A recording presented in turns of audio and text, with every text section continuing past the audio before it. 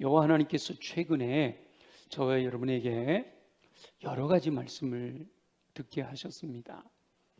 주 예수 그리스도께서 강림하실 때에 예수 그리스도 재림하실 것을 기억하고 영과 혼과 육이 거룩하고 흠없는 삶을 살아야 한다 말씀하셨죠.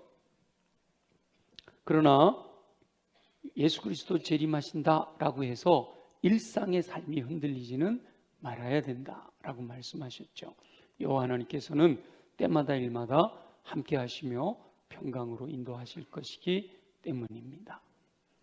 모든 시간에, 모든 상황, 모든 사건 속에서 임마누엘 함께 하시면서 평강으로 인도해 주시기 때문에 그 모든 시간, 모든 상황, 모든 사건 속에서 오직 주님만 신뢰하라 라는 거죠. 그러면서 재림신앙을 가진 사람은 주 안에서 행하는 수고가 결코 헛되지 않을 것을 알고 견실하고 흔들리지 말고 항상 주의 일에 더욱 힘쓰는 자들이 되라 라고 명령을 하셨습니다. 그렇게 더욱 주의 일에 힘쓰는 것에서 한 걸음 더 나아가서 죽도록 충성해라 이렇게 명령을 하셨잖아요. 많이 부담스러우시죠?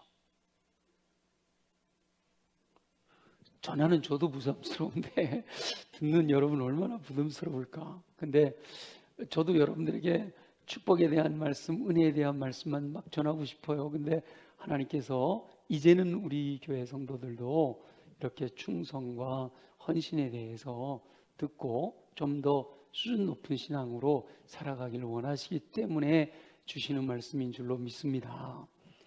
우리가 지금 습관을 교정하는 올해잖아요. 내년에는 더 인격 결정으로 가니까 더 강화된 말씀을 주실 거예요. 그런데 죽도록 충성하라라는 명령을 묵상하면서 한 20가지 정도의 충성의 모습들을 제시해 드렸는데 너무 간단하게 제시해 드려서 죽도록 충성하라 명령은 하셨는데 구체적으로 어떻게 하는 것이 죽도록 충성하는 것일까에 대해서 잘 이렇게 확 와닿지 않는 경우가 있는 것 같아서 오늘 우리가 읽었던 다니엘의 삶을 통해 죽도록 충성한다는 것이 이런 모습을 의미하는 거구나. 내 삶에서도 얼마든지 이렇게 살아갈 수 있지라고 하는 것을 묵상하려고 합니다. 다니엘은 남왕국 유다, 이스라엘은 통일왕국으로 사울, 다윗, 솔로몬 때까지 오다가 BC 930년에 북왕국과 남왕국이 나눠졌어요. 북왕국 이스라엘은 아수르라고 하는 나라에 망했고요. 더 오래가던 남왕국 유다가 이 바벨론이라고 하는 나라에 멸망을 당하게 됩니다. 그 남왕국 유다의 귀족 과정에서 태어났을 것이다 라고 추정을 해요.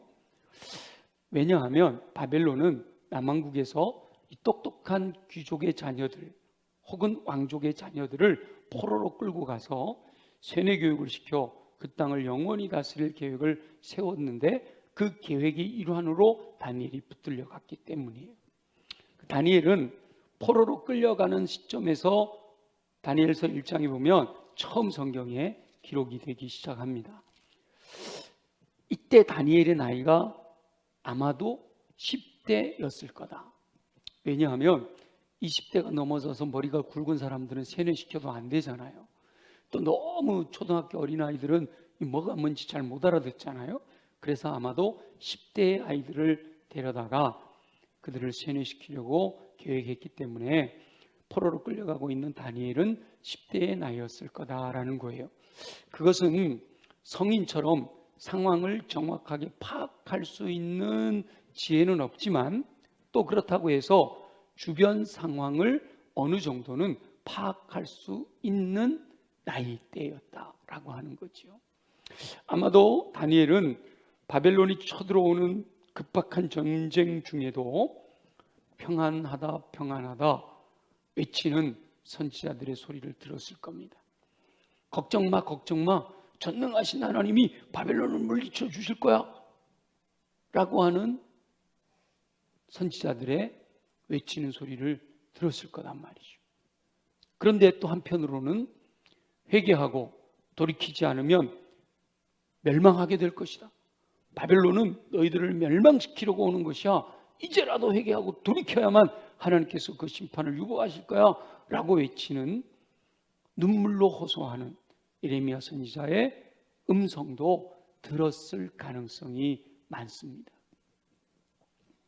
그런데 다니엘이 남왕국에 있을 때는 10대인 다니엘로서 이 선지자들이 외치는 소리를 듣고 여호와 하나님의 뜻을 정확하게 분별하기는 쉽지 않았을 거예요. 10대니까 본인이 나이가 어린 상황에서 하는 말씀을 들어도 다 이해하기는 쉽지 않았을 거란 말이죠. 그런데 포로가 되어서 끌려가는 상황에 맞닥뜨리고 나니까 어느 선지자가 전한 말이 진리를 전한 것인지 깨닫는 게 어렵지가 않았어요.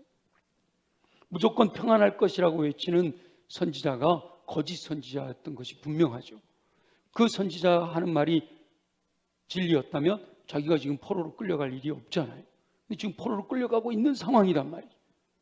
그러니까 오히려 나라가 멸망할 것이라고 예언하며 회개하고 돌이켜 오직 여호와 하나님을 경외하는 믿음을 가져야 한다라고 외치던 예레미야가 참 선지자였구나 라는 사실을 깨달았던 거죠.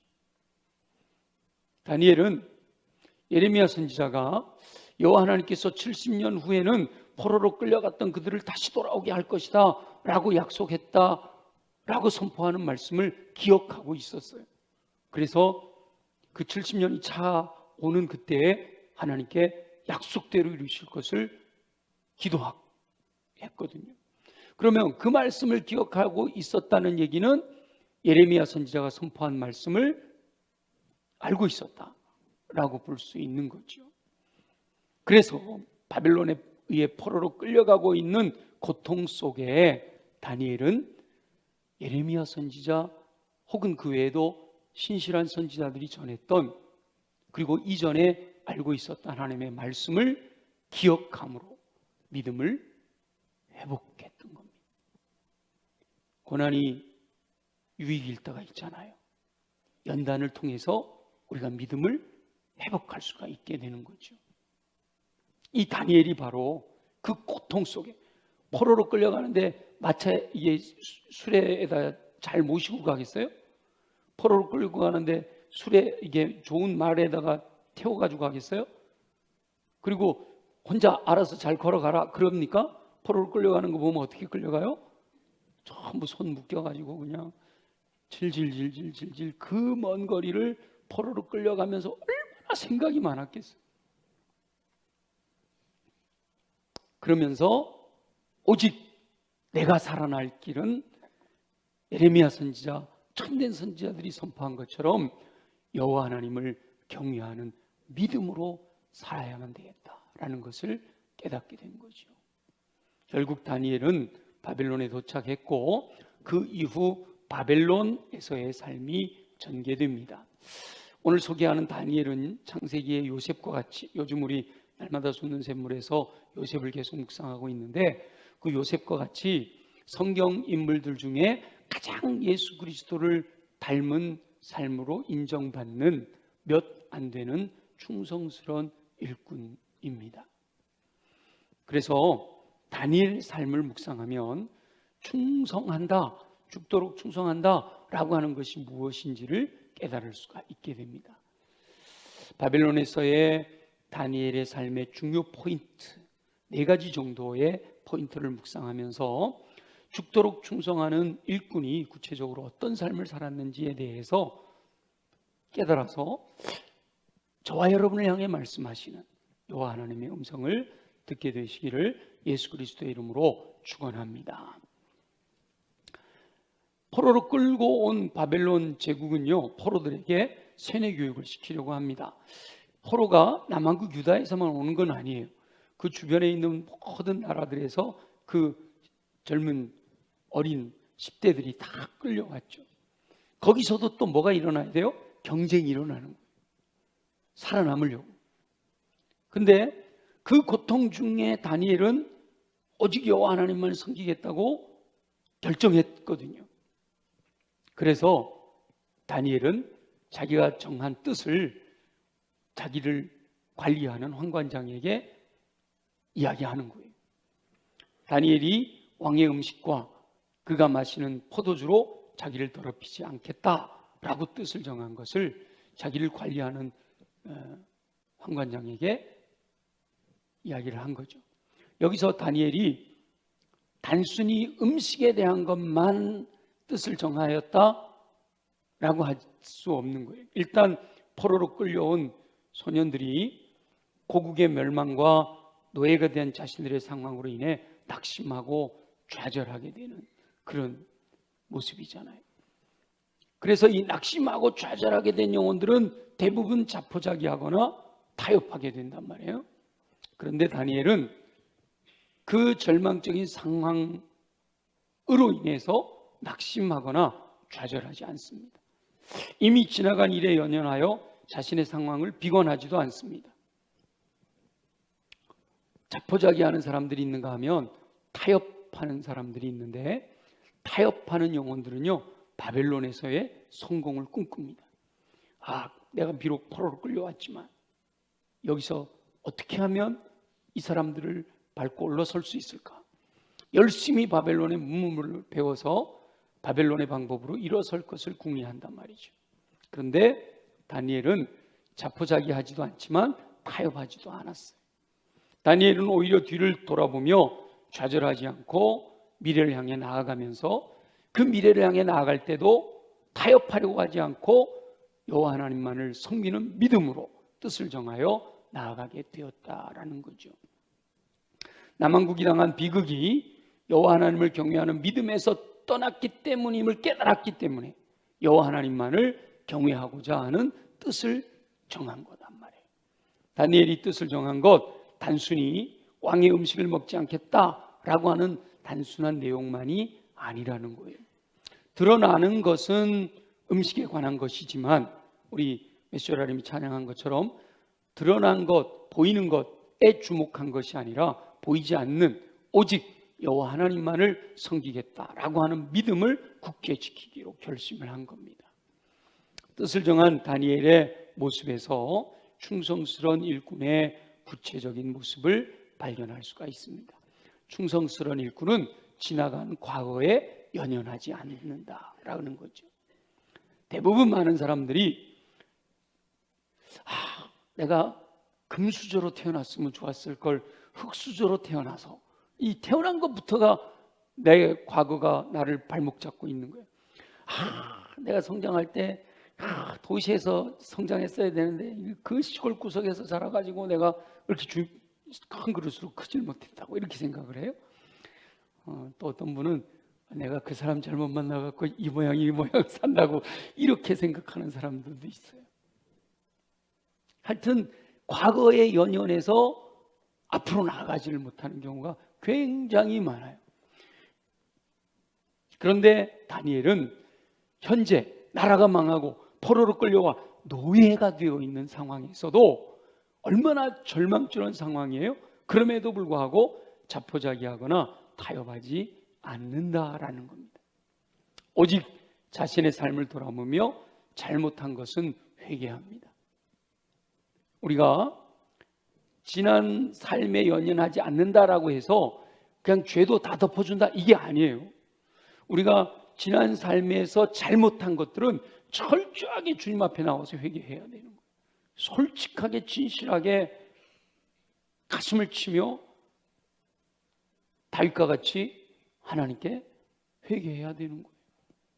그러면 회개하면 독생자까지 아끼지 않고 십자가에서 보혈려주신 예수 그리스도의 보혈의 은총이 저와 여러분들의 죄가 아무리 주홍같이 붉을지라도 눈같이 희게 해주실 줄 믿습니다.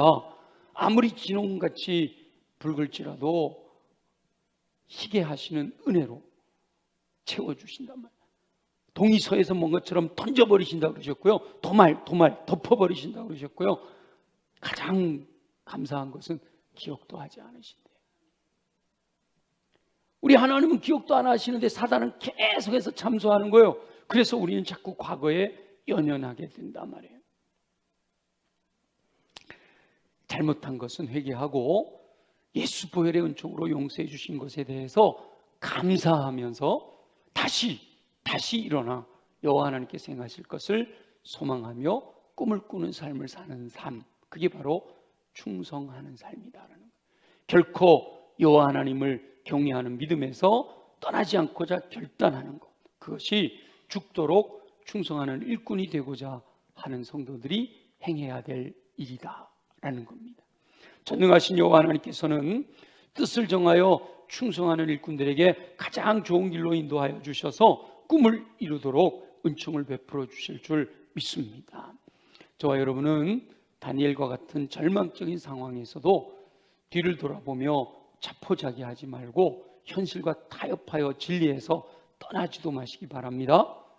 사실은 우리가 개인적으로 질병으로 인해서 죽음 직전에 있는 이런 절망을 경험할 수도 있고, 엄청난 재산적인 손해를 보면서 절망 가운데 다시 일어나지 못할 것 같은 상황에 빠질 수도 있어요. 그러나 사실은 이 다니엘이 나라가 망하고 거기에서 포로로 끌려와서 노예 생활하고 있는 이 절망적인 상황과는 비교가 되지 않잖아요.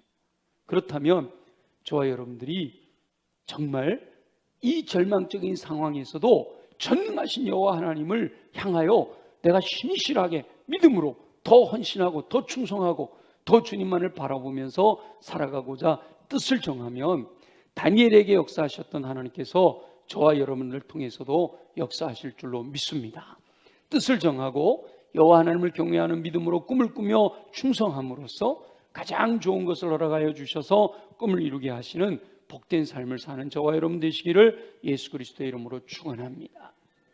두 번째는 여호와 하나님께서 뜻을 정하여 오직 여호와 하나님을 경외하는 믿음으로 살기로 결단한 다니엘에게 작은 것들이 모이고 모여서 큰 것을 이루게 하시는 은총을 베푸셨습니다. 성경은 늘 말씀하시죠. 작은 것에 충성된 자에게 큰 것을 맡겨주시는 거예요.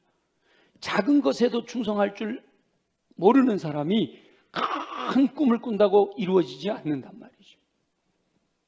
그러니까 뜻을 정한 다니엘에게도 작은 것부터 충성하는 모습들을 보여주시고 거기에 따르는 결과들이 모이고 모여서 큰 일을 이루도록 역사하여 주신다라는 겁니다.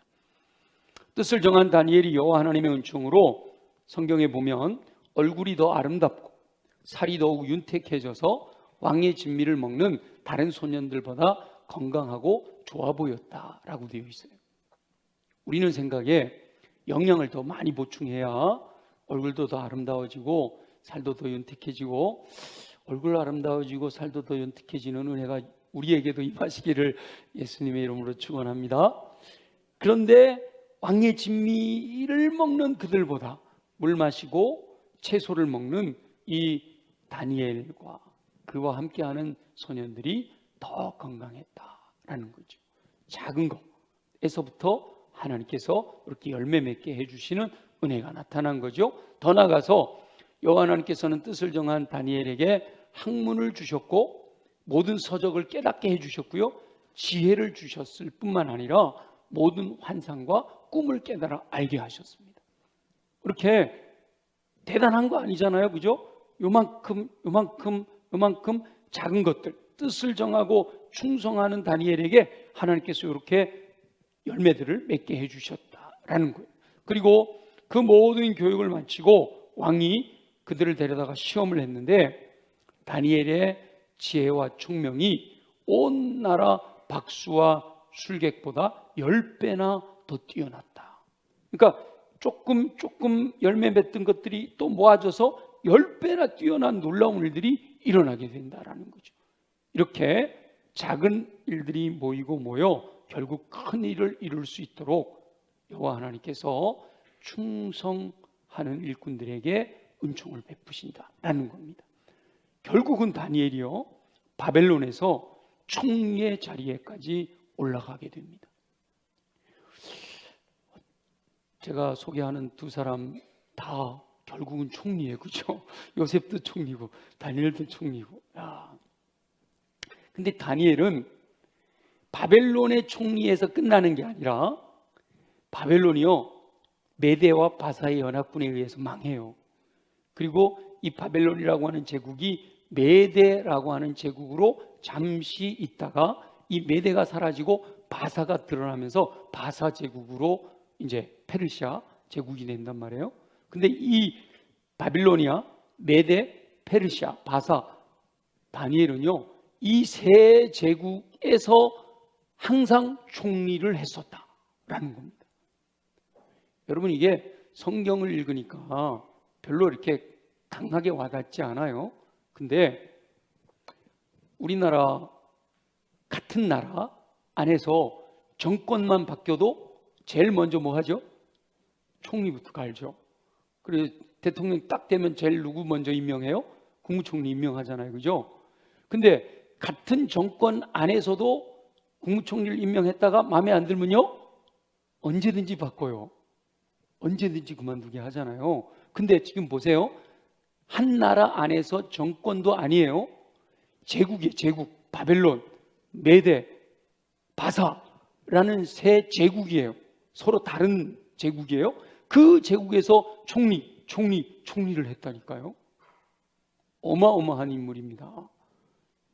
그러면서 포로로 끌려와서 페르시아의 총리를 할 때까지의 이 시간을 보면 다니엘은 거의 그 당시에 90세 이상 건강하게 그 역할을 감당했다라고 할 수 있어요. 그러니까 뜻을 정하여 왕의 진미로 자신을 더럽히지 않겠다 결심한 이 작은 것들이 모여서 결국은 총리가 되게 하시고 그냥 한 나라의 총리뿐만 아니라 세 제국에 걸쳐서 끊임없이 총리로서 선한 영향력을 끼칠 수 있도록 역사하셨다라고 하는 겁니다. 다니엘에게 역사하신 여호와 하나님께서 저와 여러분을 통해서도 역사하실 줄로 믿습니다. 나는 틀렸어 하시는 분들은요 꿈을 꾸세요. 누구를 통해서? 여러분의 자녀 손들을 통해서 이루실 수도 있도록 하나님 우리의 자녀들을 다니엘같이 변화시켜 주시고 새롭게 하시고 작은 것들에 충성하게 하셔서 큰 것을 이루게 하여 주옵소서. 기도하면 되는 거예요. 저와 여러분도 다니엘처럼 작은 것부터 충성스럽게 감당하여 작은 것이 모이고 모여 큰 것을 이루는 놀라운 은총을 경험하는 삶을 살게 되시기를 예수 그리스도의 이름으로 축원합니다. 두 가지 말씀드렸어요. 세 번째, 다니엘은 자신의 뜻을 앞세우지 않고 오직 여호와 하나님의 뜻이 이루어지기를 위해 기도하는 충성스러운 삶을 살았어요. 지난주에 충성에 대해서 쭉 나열해 드릴 때 내 뜻대로 마옵시고 아버지의 뜻대로 되기를 원하는 예수 그리스도의 겟세마네 동산 기도처럼 기도하는 사람, 그게 바로 충성이다 그랬었죠. 다니엘이 바로 자기 욕심을 위해 기도하지 않고 여호와 하나님의 약속이 이루어지기를 위해 기도했다라고 하는 거예요. 예레미야를 통해 약속하셨던 대로 70년이 되면 포로를 귀환하게 하실 것을 믿고 그 일이 이루어지기를 위해 간절히 기도합니다. 오직 여호와 하나님의 뜻이 이루어지기를 위하여 기도하는 삶을 살았던 거예요. 다니엘의 기도하는 삶은 자신의 집을 건축하는 데서도 아주 세밀하게 드러납니다. 다니엘이 솔로몬이 성전을 건축했을 때 드렸던 그 봉헌 기도를 기억하고 있었던 거예요.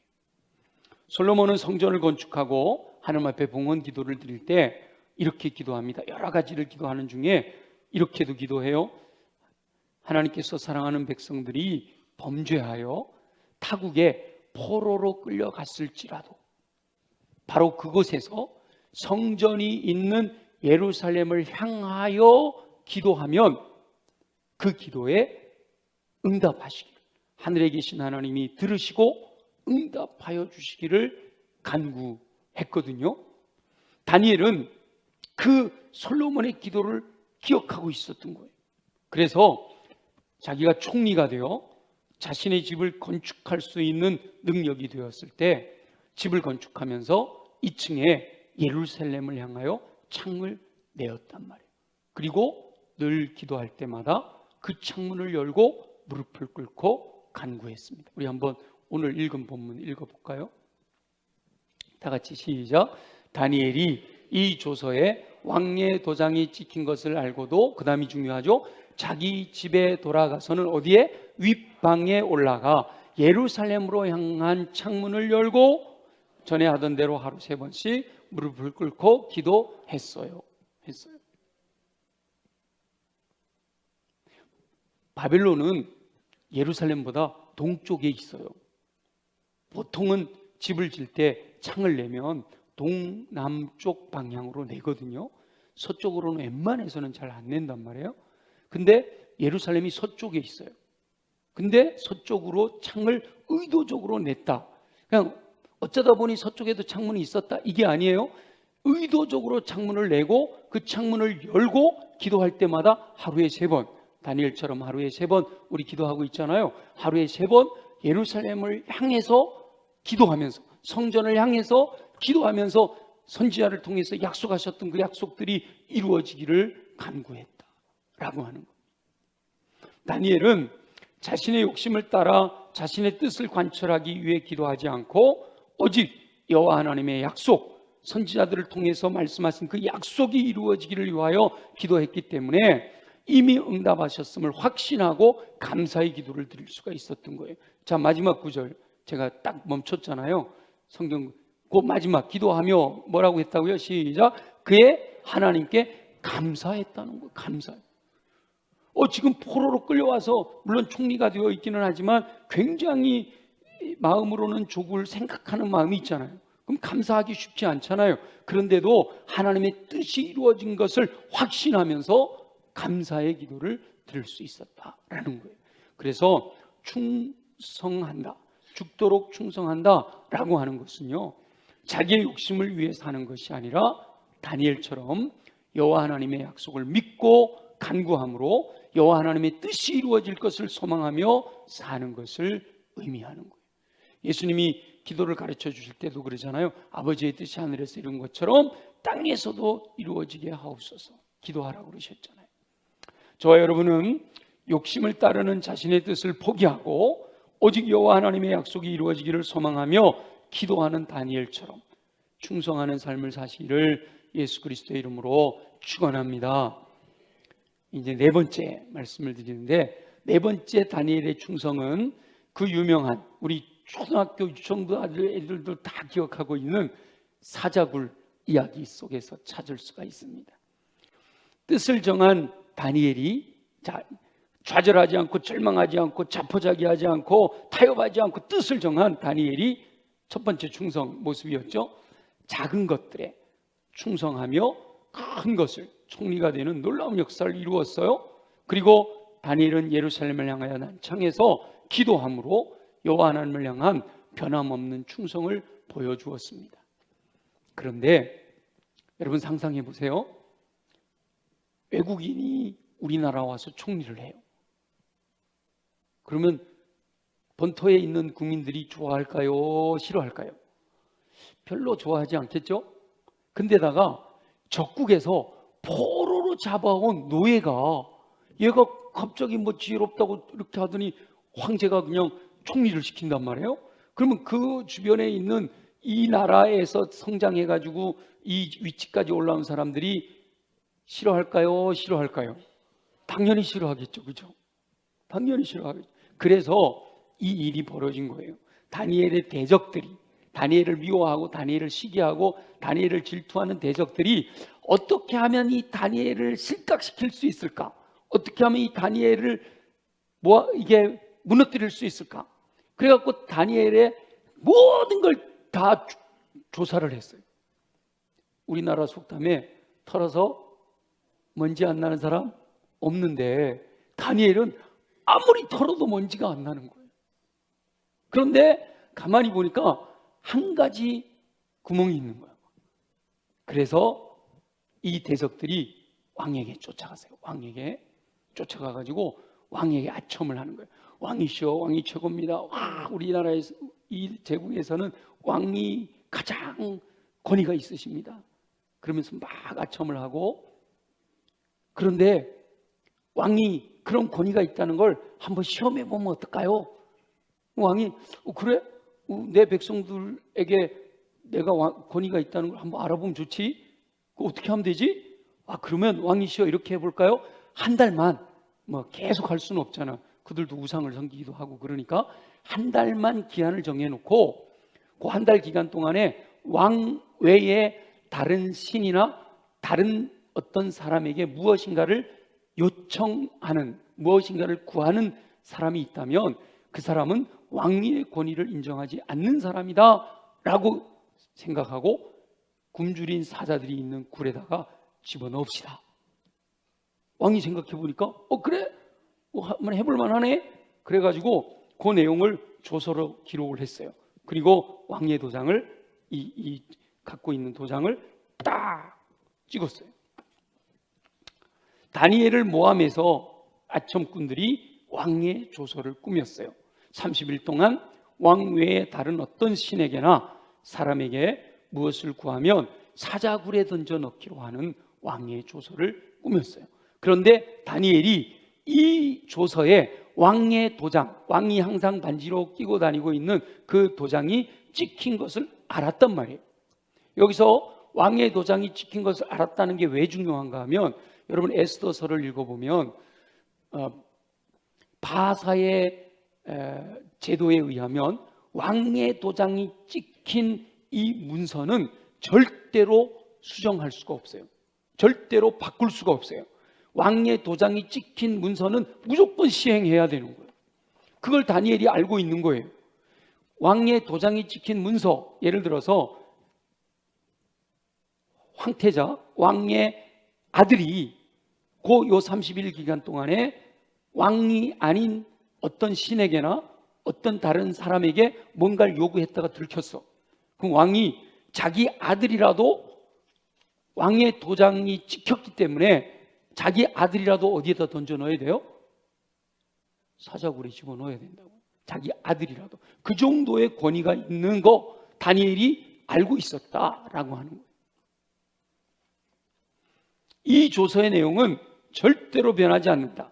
왕이 다니엘을 아무리 총애한다 할지라도 이것을 벗어나서 행동할 수는 없다라는 것을 알고 있었다라는 거예요. 게다가 다니엘은 그것이 다른 세력을 가진 사람들이 다니엘 잡고자 그들이 모함한 내용이다라는 것도 알고 있는 거예요. 자, 여러분이 이 상황에 있어요. 여러분이 다니엘이에요. 성경을 읽으면서 항상 은혜 받으려면 성경 속의 인물이 내가 돼야 되는 거예요. 내가 성경 속에 들어가 그 인물이 돼야 되는 거예요. 여러분들이 이제 매일매일 하루에 3번 예루살렘을 향하여 난창해서 기도하고 있는 상황에서 이런 조서가 딱 방이 붙었단 말이에요. 그러면 여러분 어떻게 하시겠어요? 아무 생각이 없어요?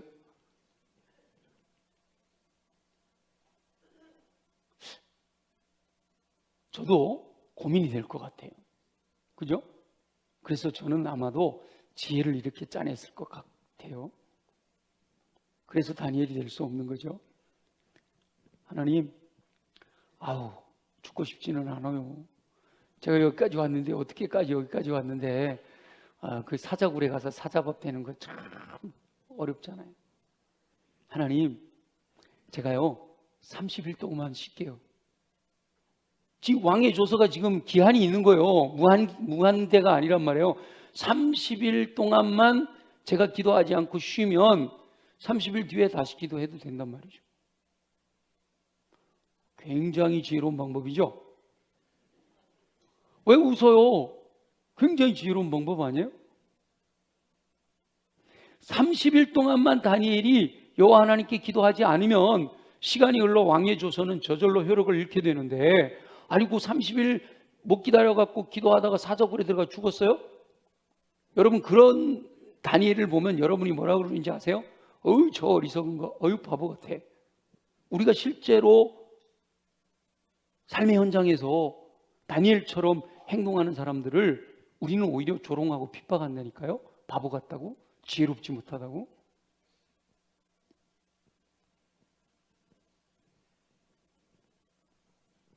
어쩌면 30일 동안 참았다가 30일이 끝난 다음에 기도하고, 그리고 나를 대적하려고 했던 놈들이 누군가 다 봐뒀다가 나중에 30일 지난 뒤에 그 적들을 하나씩 쳐내기 시작하면 이게 일반적인 거잖아요. 그렇죠?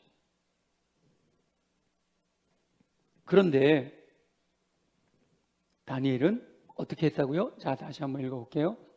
다시 한번 본문 띄워주세요. 자, 다시 한번 읽어볼게요. 시작. 다니엘이 이 조서에 왕의 도장이 찍힌 것을 알고도 자기 집에 돌아가서는 윗방에 올라가 예루살렘으로 향한 창문을 열고 뭐예요? 전에 하던 대로 하루 3번씩 무릎을 꿇고 기도하며 그의 하나님께 감사하였더라. 어렵잖아요. 그런데 여호와 하나님께서는 그럼에도 불구하고 늘 하던 대로 포기하지 않고 그대로 한 걸음 더 내딛는 것을 충성이다 라고 말씀하신다는 거예요.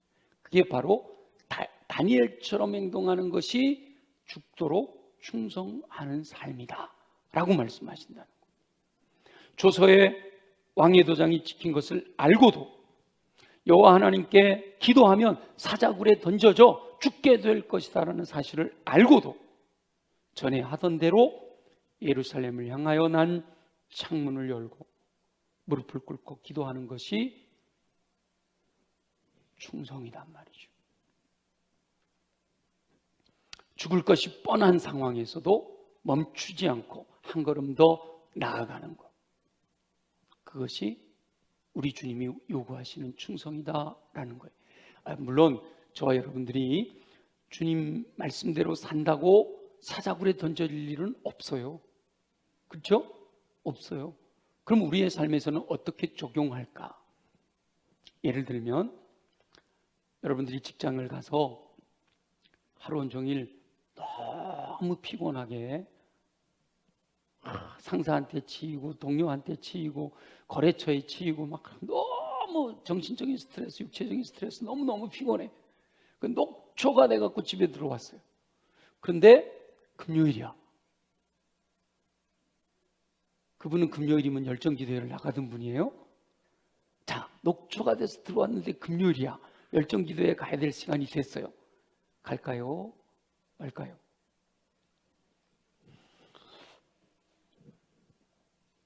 대부분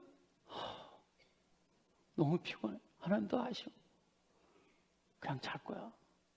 하기 쉽죠. 그럼에도 불구하고 죽으면 죽으리라 일어나 나오기 쉽지 않아요. 왜냐? 금요일이 오늘만 있는 건 아니잖아. 다음 주도 금요일이 있고 꼭 금요일 열정기도에 가야만 기도하는 것도 아니잖아요. 그죠? 집에서도 기도 되잖아요. 근데 하나님께서 마음에 감동을 주시는 거예요. 너 피곤해? 그렇구나, 피곤하구나. 그래도 내가 기다리고 있어. 열정기도에 나가면 안 될까? 이 다니엘도 왜 이런 고민이 없었겠어요, 그죠? 근데 하나님께서 그럼에도 불구하고 기도할 수 있었으면 좋겠다, 그런 마음이 감동이 됐기 때문에 기도한 거란 말이에요. 근데 그날 열정기도에 오면요, 은혜가 폭포수같이 쏟아질 줄 믿습니다.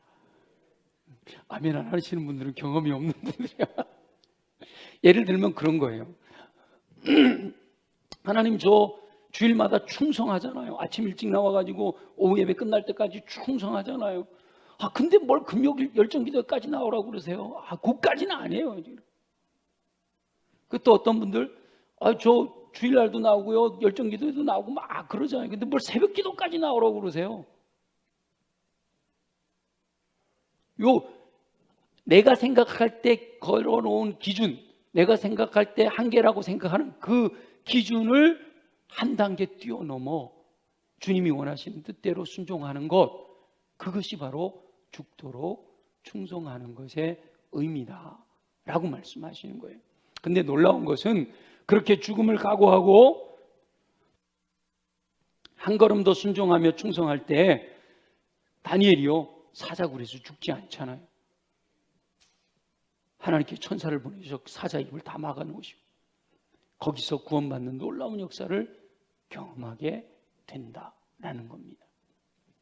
비록 다니엘처럼 사자굴에 던져진다라고 하는 극단적인 죽음이 저와 여러분 앞에 기다리고 있지는 않더라도 여기서 한 걸음 더 내딛는다면 죽을 것 같은 그런 상황에서 오직 여호와 하나님께서 기뻐하실 것이다 라는 믿음 때문에 죽을 것을 각오하고 한 걸음 더 내딛고 걸어가는 것, 그것이 충성이다 라고 하는 겁니다. 하나님께서는 형제를 용서하기를 원하잖아요. 베드로가 하나님, 제가 형제가 나한테 잘못하면 얼마나 용서할까요? 한 7번 하면 될까요? 우리나라처럼 유대인들도요 3세판을 좋아해요. 3번까지 용서하는 것 최고 용서한다고 생각하는 거예요. 근데 베드로가 7번이면 엄청 많이 용서하겠다고 한 거거든요. 근데 우리 예수님이 뭐라고 그러세요? 7번씩 70번이라도 해라. 자, 이걸 우리가 적용해 보자고요. 여러분들이 나는 잘못한 게 없는데 나를 미워하고 나를 시기하고 나를 질투해갖고 나를 굉장히 괴롭히는 있어. 그럼 그 사람 볼 때마다 미워 죽겠죠. 나를 배신하고 막 나를 엄청 괴롭혔어. 그냥 뭐 돌아다니면서 소문내고 막 난리가 났어. 그럼 그 사람 생각할 때마다 뭐 하고 싶어요? 아닌 척하고 계셔. 죽이고 싶거든. 하나님 저거 안 데리고 가나 이러신단 말이에요. 그런 마음이 있는데 하나님께서 용서해라 그러세요. 그러면 그걸 용서하기 위해서는 내가 뭐 할 것 같아요? 죽을 것 같거든. 여러분 그런 마음이 있거든요. 죽을 것 같거든. 근데 그 죽을 것 같은 그 순간에 그 한 단계를 뛰어넘으라는 거예요. 그 한 단계를 뛰어넘어서 정말 주의 말씀대로 용서해 준다면 하나님께서 예비한 놀라운 축복들이 그냥이 아니라 초자연적인, 일반적으로는 자연적으로는 사자가 굶주려 있기 때문에 다니엘이 굴 속에 떨어지면 물어 죽여야 되지만 하나님께 전능하신 하나님이 초자연적인 역사로 그렇게 죽도록 충성하는 영혼들에게 역사하신다는 거예요. 풀무불, 긍휼이 있다는 풀무불 가운데서도 다니엘의 친구들을 구원해 주시잖아요. 죽은 지 나흘이나 된 냄새나는 나사로도 나오라 그러니까 나오시잖아요. 그런 초자연적인 역사를 경험할 수 있게 된다라고 말씀하시는 거예요. 물론 순종했는데 죽을 수도 있어요. 많은 분들이 실제로 말씀대로 순종하다가 순교하는 분들 많잖아요. 그럼에도 그것도 감사할 수 있는 믿음, 그게 바로 죽도록 충성하는 거다라고 말씀하시는 거예요. 제가 너무 부담드렸죠. 제 마음 같아서는 이 말 안 하고 싶어. 하나님의 말씀이니까 말씀을 나누는 거, 저도 이 말씀 앞에 순종하기를 원하고. 근데 그럼에도 말씀을 전하는 이유는 항상 제가 말씀드리지만 우리의 기준을 하향 조정하면 안 된다는 거예요. 항상 상향 조정 높여놓고 그것을 이루기 위해서 가다가 쓰러지면 다시 일어나고 쓰러지면 또 다시 일어나고 그러면서 한 걸음 한 걸음 주님 닮아 가야 되는 거, 그게 주님이 기뻐하신 일이다 라는 겁니다. 아무쪼록 저와 여러분은 매일의 삶에서 반복하여 습관이 될 정도로 여호와 하나님을 향하여 죽도록 충성하는 삶을 살아서 여호와 하나님 앞에 섰을 때 착하고 충성된 종이라고 인정받는 삶을 살게 되시기를 예수 그리스도의 이름으로 축원합니다.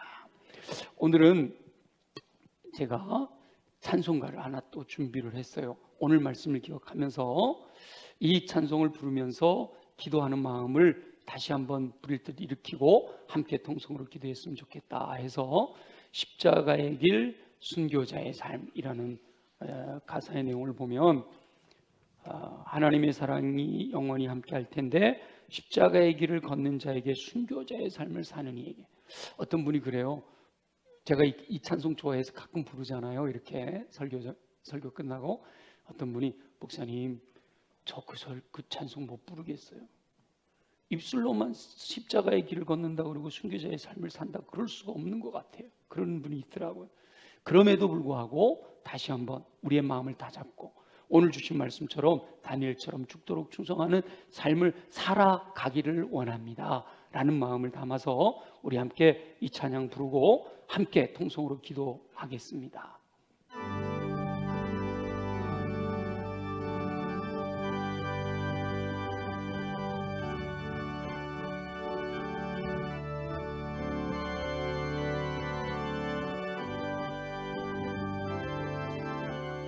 내 마음에 주를 향한 사랑이 나의 말엔 주가 주신 진리로 나의 눈에 주의 눈물 채워주소서.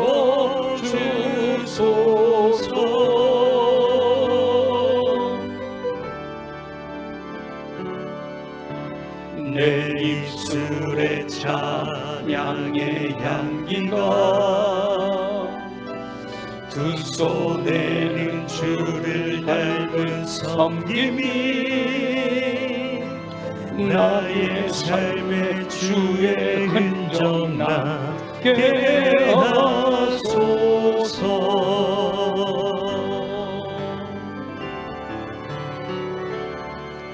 하나님의 사랑이 영원히 함께하리. 십자가의 길을 걷는 자에게 순교자의 삶을 사는 이에게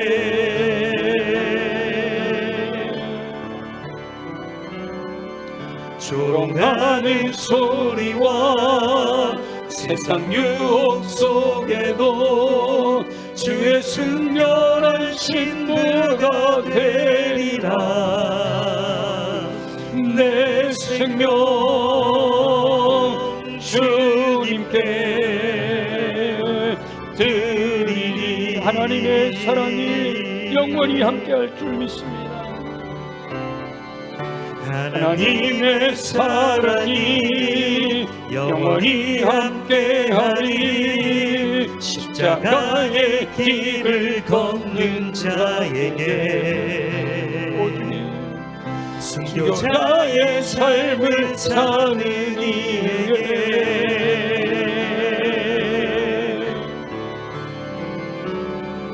조롱하는 소리와 세상 유혹 속에도 주의 순결한 신부가 되리라. 내 생명 주님께 드리리. 내 생명 내 생명 주님께 드리리. 내 생명 내 생명 주님께 드리리. 우리 말씀을 이어가면서 찬송의 내용을 생각하면서 다 같이 함께 통성으로 기도하겠습니다. 삶에서 구체적으로 죽도록 충성하는 삶을 살기 원하시는 우리 주 여호와 아버지 하나님, 다니엘의 인생 포인트에서 충성하는 삶의 지혜를 얻게 하여 주셔서 감사합니다. 포로로 끌려간 절망적인 상황에서도 뒤를 돌아보지 않고 뜻을 정하여 오직 여호와 하나님을 경외하는 믿음으로 살고자 결단한 다니엘의 충성을 본받게 하여 주시옵소서. 절망적인 상황에서 자포자기하지 않게 하시고 현실과 타협하지도 않게 하여 주시옵소서. 오직 여호와 하나님을 경외하는 믿음 안에서 뜻을 정하고 꿈을 꾸게 하시기를 소원합니다. 뜻을 정한 다니엘이 주어진 삶에서 작은 것부터 최선을 다할 때 총리가 되는 놀라운 역사를 이루신 것을 보며 감동을 받사오니 일상의 삶에서 작은 것을 소홀히 여기지 않고 반복하고 반복하여 결국 큰 일을 허락하시는 여호와 하나님의 은총을 누리게 하여 주옵소서. 자신의 욕심을 관철시키지 아니하고 오직 여호와 하나님의 뜻을 추구하기 위해 간절히 약속의 말씀을 붙들고 기도하던 다니엘처럼 기도할 수 있게 하여 주옵소서. 의도적으로 장소를 정하고 시간을 내어 기도하는 것이 습관이 되게 하여 주시옵소서. 조세의 왕의 도장이 찍혀 그것을 얻을 시 죽게 된다라고 하는 분명한 사실을 알고도 늘 하던 대로 여호와 하나님께 기도했던 다니엘의 충성을 본받게 하여 주시옵소서. 죽을 것을 알면서도 한 걸음 더 나아가 순종한 다니엘에게 사자굴에서도 구원하시는 놀라운 초자연적인 역사를 보여주신 것을 믿습니다. 매일의 삶에서 죽기를 각오하고 한 걸음 더 나아가 충성함으로 전능하신 여호와 하나님께서 행하시는 초자연적인 놀라운 역사를 경험하며 살게 하여 주시옵소서. 살아가실 주님을 기대합니다. 영광을 받으시옵소서. 감사합니다. 살아계시 역사하시는 주 여호와 아버지 하나님, 오늘도 말씀을 마음에 새겨 말씀대로 살아가고자 결단하게 하시니 감사합니다. 그러기 위해서 육체가 강해야겠습니다. 연약한 부위에 손을 얹고 우리 함께 기도합니다. 나사렛 예수 이름으로 명하노니 모든 육체의 질병은 뿌리채 뽑혀 떠나갈지어다. 그래야 독수리 날개친 같은 쇠임을 공급받아 걸어가도 피곤치 않고 뛰어가도 고단치 않는 강건함으로 주의 영광을 위하여 충성하게 하여 주옵소서. 가슴에 손을 얹고 기도합니다. 우리의 마음을 무너지게 하는 어둠의 권세들아 예수 이름으로 명하노니 묶임을 받고 떠나갈지어다. 악한 영이 심어놓은 내 안에 있는 더러운 것들은 예수 보혈의 능력으로 정결하게 깨끗하게 새롭게 될지어다. 우리의 준비된 옥토에 하나님의 말씀이 임하여 열매 맺게 하시되 30배 60배 100배 풍성한 열매 거두게 하시는 종 허락하여 주옵소서. 무엇보다 우리를 성령으로 충만하게 하셔서 그 열매와 은사를 통하여 하나님 맡겨주신 사명을 감당하며 주님의 영광 나타내며 선한 영향력을 끼쳐 세상을 변화시키는 귀한 삶을 살아가도록 축복하여 주시옵소서. 행하실 주님을 기대합니다. 영광을 받으시옵소서. 예수 그리스도의 이름으로 축복하며 기도합니다. 아멘. 오늘 우리 9월 첫 주일이니까 다 같이 일어나셔서 우리 수원성결교회 노래를 함께